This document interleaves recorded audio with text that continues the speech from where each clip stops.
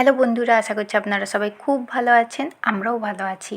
তো অনেক দিন থেকেই কাঁকড়া খাবার খুব ইচ্ছে হচ্ছিল, কিন্তু কাঁকড়া দাদাটা বসছিল না 2 সপ্তাহ ধরে।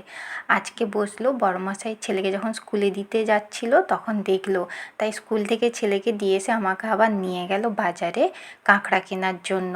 আর এখানে একটা ছোট সাইজের কাঁকড়া নিয়েছিলাম। ছেলে বলেছিল ও কাঁকড়া পেলে যেন ওর জন্য এইভাবে দড়ি বেঁধে রাখা হয়। আর বাকি কাঁকড়াগুলো বাজার থেকে ছাড়িয়ে এনেছিলাম।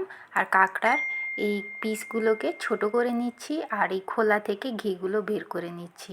আর এই যে কাঁকড়ার দাঁড়াগুলো আছে না, ওই সরু দাঁড়াগুলোর একদম লাস্টের অংশটা কেটে বাদ দিয়ে দিই আমি। তো ওইগুলোই ভালো করে কেটে নেব। তারপরে নুন হলুদ মাখিয়ে কাঁকড়ার রান্না করব। আজকে ভাবছি কাঁকড়ার ঝাল করব। তো এখানে কড়ার মধ্যে তেল দিয়ে দিলাম। এবার কাঁকড়াগুলো এক এক করে দিয়ে দেব।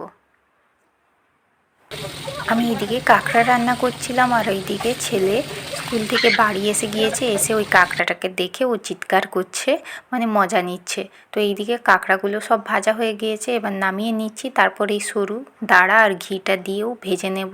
তো এইগুলোও নামিয়ে নেব। বানাবো এবার কাঁকড়ার ঝাল। এখানে দিয়ে দিচ্ছি টমেটো আর পেঁয়াজ বাটা, আর দিয়ে দেব কাঁচা লঙ্কা, আদা রসুনের পেস্ট, নুন হলুদ। ভালো করে মশলাটাকে কষিয়ে নেব।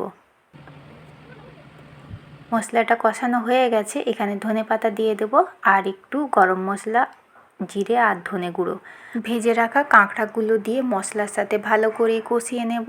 তারপর পরিমাণ মতো জল দিয়ে দেব। তবে এই কাঁকড়া রান্নাতে আমি আজকে একটু জলটা বেশি পরিমাণ রাখবো, কারণ এই কাঁকড়ার ঝালের জুসটা দিয়ে কিন্তু ভাতটা খাবো। কাঁকড়া যেহেতু খুবই প্রিয় খাবার আমার, তাই কাঁকড়া যেদিন হয় সেদিন কাঁকড়া দিয়ে পুরো ভাত খাই।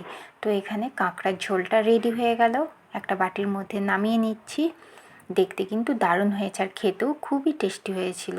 তো কাঁকড়ার সাথে ছিল শুক্তো আর একটু শাকের তরকারি। ওটা আগে খেয়ে নিয়ে লাস্টে কাঁকড়া নিয়ে বসেছি। কাঁকড়ার টেস্ট কিন্তু অপূর্ব ছিল, একদম তাজা কাঁকড়া পেয়েছি আজকে।